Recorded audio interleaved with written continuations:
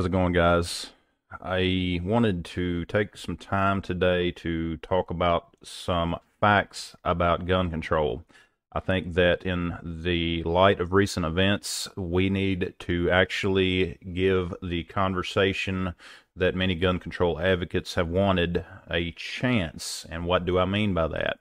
We need to take a hard look at gun control and gun facts in this country. I know that that's something that we have been hearing from the left for quite some time, so I thought that we would do that in this video. We're just going to take a snapshot of some things. We are going to compare some statistics and things like that and look at some actual numbers and some actual facts. Guys, I would appreciate it if you would help support the channel by checking out some of the affiliate links down in the description. Also, please share this video. That's one thing that you can do that helps more than anything, is to share this video. In light of recent events, we have been hearing a significant outcry from the left doing the same cycle of gun control that we always hear from them, even though this is another example of the failures of the gun control laws they want to expand on. If you build on something that fails, all you're going to get is more failure. So I wanted to take a look at a few articles today and show you all some of the things that we can prove with data, with facts. A big part of the problem today is no one wants to take the time to look at the facts.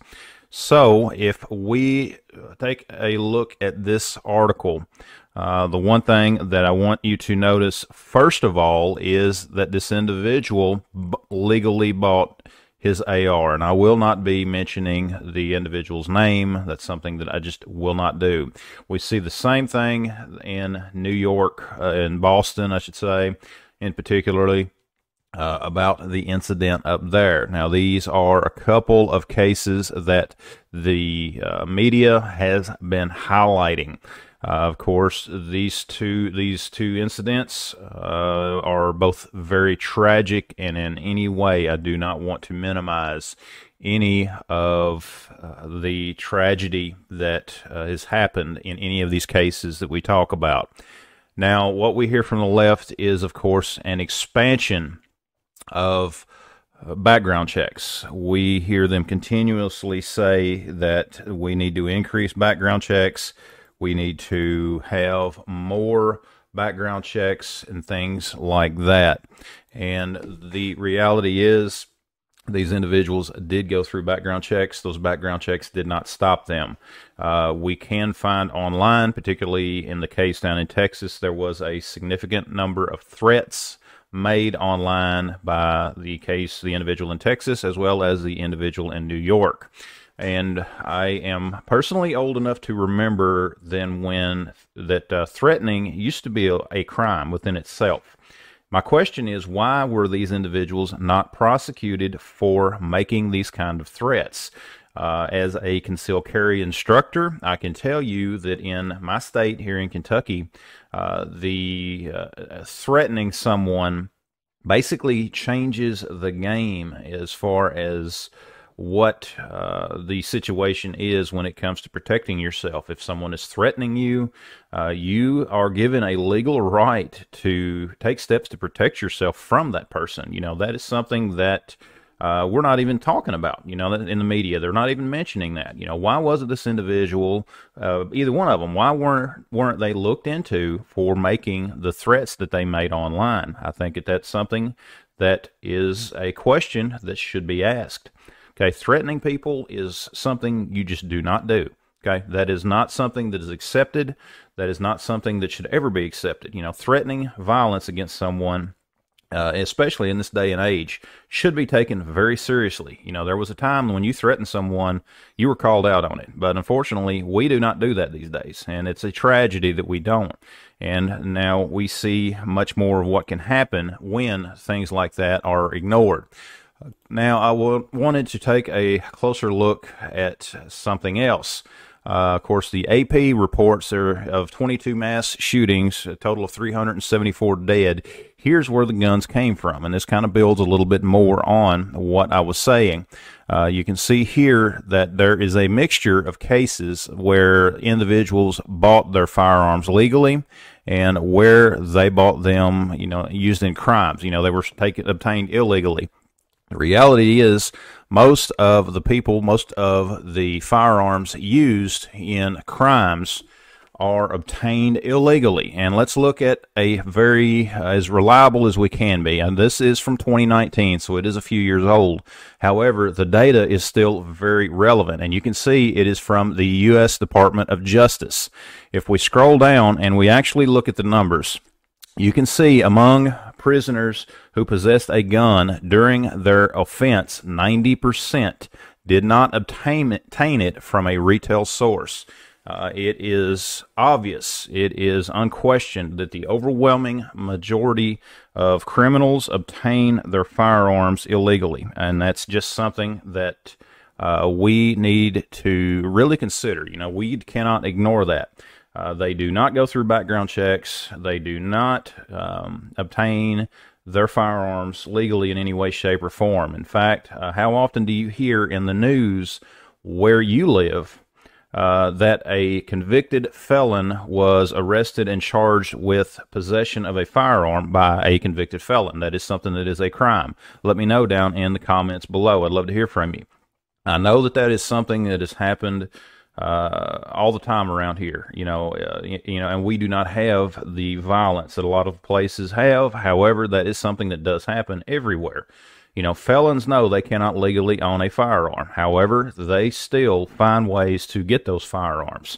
Those laws, the background checks did not stop them. All the other laws that are put in place did not stop them. And a lot of people don't recognize the fact that even with a felon getting possession of a firearm, most states, I know here in Kentucky, if you transfer a firearm to someone who cannot legally own that firearm, you then become a criminal. Okay, you can be charged with a felony in Kentucky. Those are just a few examples of things that we need to look into.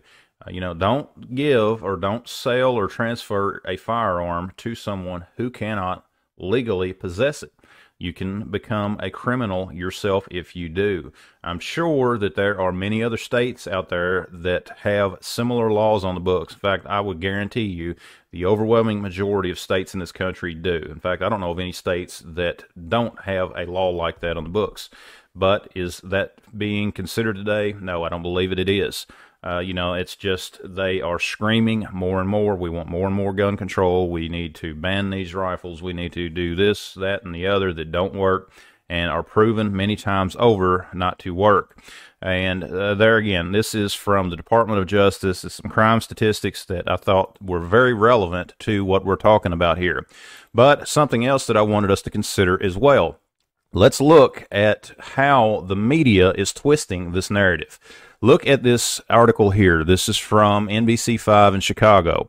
2021 ends as Chicago's deadliest year in a quarter century. How many murders were there in Chicago? Well, according to this article, there was a total of 797 homicides in 2021. Okay? That is an absolutely horrific number. Okay? Terrible number, terrible, but there's even more. Let's look at some of the cases in New York City. This is directly from the New York City Police Department, and you can see here some of the murder, the crimes of murder and things like that within New York. We can see here from 5/16/2022 to 5/22 of 2022, we see that there were 163 murders in New York just within this time frame. Okay, 163 people lost their lives just in that short of a time frame. If we dig a little deeper, Los Angeles, let's look at this. Through April 30th, there have been 122 homicides in Los Angeles. That is just up until April 30th so far of this year. All right, let's look at last year, okay, just within the city. there was 397. This is just one city. Okay, this is one city of all of these other counties and towns and things like that in California.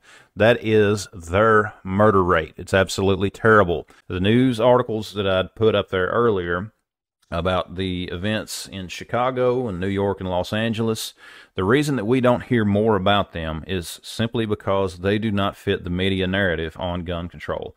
The media is in lockstep with the left. They want to push this craziness on gun control, and they're going to ignore things like all of the gun controls in laws that are in place in these major cities that simply do not work, because it shows that just passing more laws is just going to make it harder on citizens, on law-abiding citizens, because criminals do not care. They're going to obtain firearms regardless of what the law says. I mean, the very definition of a criminal is someone who does not follow the law. Statistica, okay, number of homicides in Mexico, because I wanted to bring this up because there is always the comparison saying that this does not happen in other countries. People that tell you that are lying to you, and we have the numbers to back that up. If you look here, shot in Mexico with other firearms or weapons and things like that, right here over in the first half of 2021, there was 11,729 murders with firearms in Mexico. Okay, that's just the first half of 2021. That does not include the rest of the time frame. Okay, that's just the first half. If we see here, we have some additional numbers. It's just horrible. That was just a number of firearms. I mean, we can see all these numbers here. The numbers are out there if people just go and look. But unfortunately, people do not go and look. And this is something here that I want us to look at for a minute as well. We talk about safety in schools, how things supposedly never happen in other countries the way they do in the United States, that kids in other countries don't have to worry about this. Again, people that tell you that are lying. You see here from the Associated Press, in Africa, in Nigeria, a gunman kidnapped 73 students in the latest attack on a Nigerian school. Okay, this is something, unfortunately, that gets ignored whenever we see a case like this come up. Whenever we see things in, hit the news here in the United States, cases like this, as far as what happens in other countries, are never looked at. Unfortunately, politicians, gun control advocates, they'll just push garbage out there saying, well, it doesn't happen in other countries, when in fact it does. And it actually happens at a much higher rate than what it does here in the United States. The reality is the United States is a pretty safe place. Even with all of the violence and things like that does happen, the U.S. overall is a safe place. And we know that the majority of violence that happens in the U.S. from reports, and unfortunately I don't have that article pulled up, but we know based on the numbers that the overwhelming majority of violence happens just in a few small pockets of large urban centers. Chicago, New York, Los Angeles, Atlanta, places like that. That's where the overwhelming majority of violence happens within this country. Does it happen in other places? Yes, it happens everywhere. However, when it gets down to the actual numbers, if you remove just a few cities from these numbers, the United States is the safest country in the world. Okay, we are the most heavily armed society in the world, and with the exception of just a few cities, we are the safest country in the world. So that's something as well that never gets considered when we have some of these arguments come out from the left. Okay, each of these tragedies, now don't let me mislead you on this, each of these tragedies is just that. They are horrific, they are a tragedy, and I do not want to minimize it in any way. Something else that I wanted to look at, what is the ultimate end goal? And yes, I'm bringing up the Nazis, okay? This is something that those that do not study the mistakes of history are doomed to repeat them, okay? This is an old article from National Review dated December 2nd, 2013. I just happened to find it online. And what I wanted to show you all in this article is the fact that the Nazis, what they did when they went in there and they first took over the country, one of the first things they did was to disarm the people in Germany, particularly the Jews, okay? The Gun Control Act, they used violence the same way that many on the left are using it today. They used it as a way to push gun control. Okay, now let's see right here. You can see right here in this article here. In 1938, Hitler signed a law, a new Gun Control Act. Now that many, quote, enemies of the state, do we hear that thrown around today? Yes, we do. That's something that we do hear from the left. We hear people that disagree with the left labeled as enemies of the state, and it's something that we should consider carefully. Okay, we know that the Nazis, they disarmed the people in Germany, they disarmed the Jewish people, and then we all know what happens from there, the Holocaust. Okay, that's just a reality, and we see this taken even further. Okay, look what has happened in Australia, the COVID camps, the COVID internment camps. We know that the Australian citizens, if you were simply diagnosed with a virus that is 99.8, 99.9% survivable according to data, then you would be placed in a COVID camp. Okay, the Australian people have no say in this. We see the same thing happening in China. We see the same thing happening in many parts of the world where the people are basically slaves to their government. They have no way of fighting back. There's nothing that they can do. There's nothing that they can do to free themselves because they have had their rights taken from them. And let's not forget Venezuela. Okay, let's look at this. Gun control preceded the tyranny in Venezuela. If you remember when Chavez came into Venezuela and took control, one of the things that he did was removed the people's rights to own a firearm. That's something that could not happen in Venezuela. You know, that he wanted to disarm the people. That way they can overthrow them. You know, that's something that is repeated time and time again. Okay, it is the same story throughout history. The people are disarmed, and then they are enslaved. I would ask anyone out there to fact-check that, and you will see that that is what has happened many times over. I would suggest strongly that you look into the realities of how governments treat disarmed people.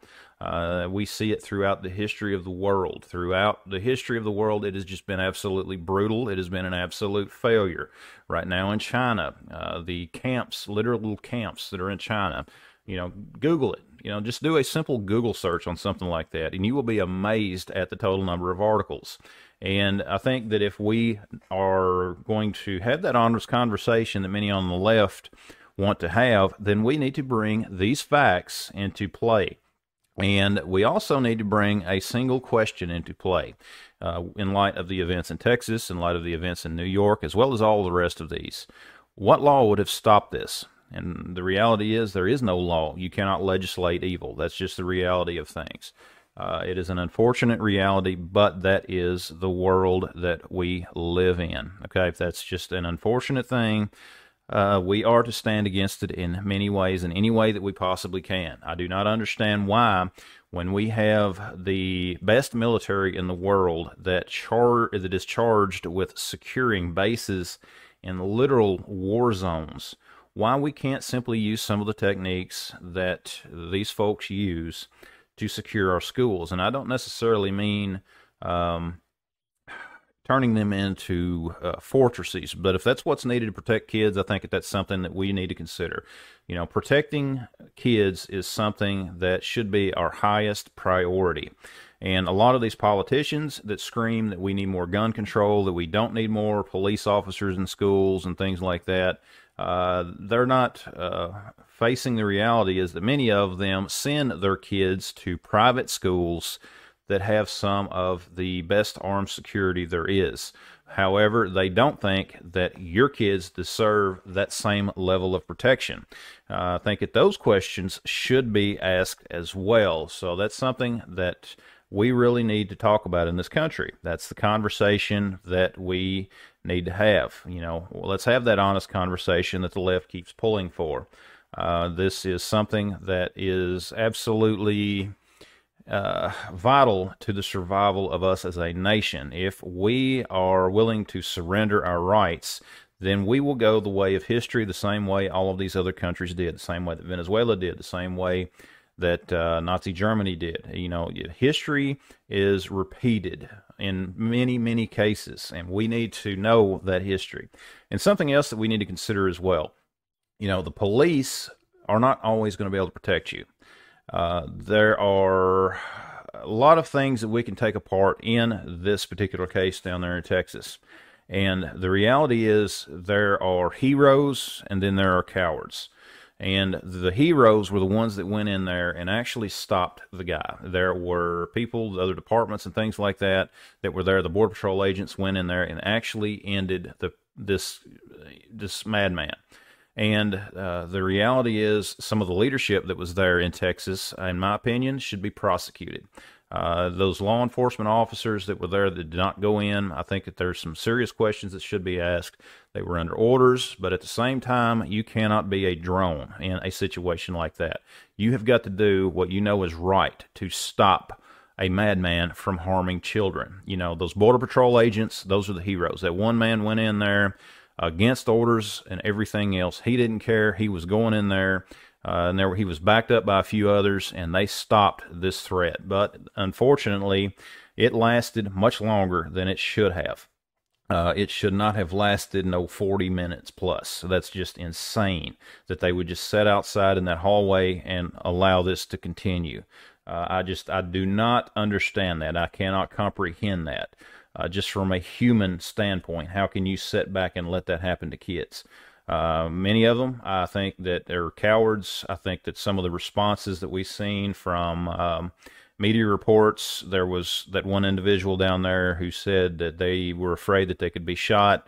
If you choose to put on that badge, you accept those risks. And if you're not willing to accept those risks, do not put on that badge.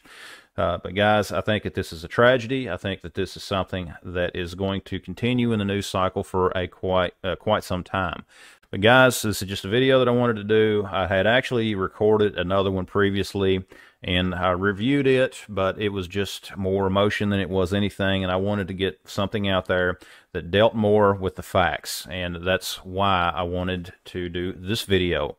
But guys, again, I would appreciate it if you would share this video. I would just appreciate it if you would try to get this information out there. Sharing the videos helps to overcome some of the YouTube censorship. It helps to give us our voice and pushing back against some of the false narrative that comes out of some of the things that we're seeing in the news now.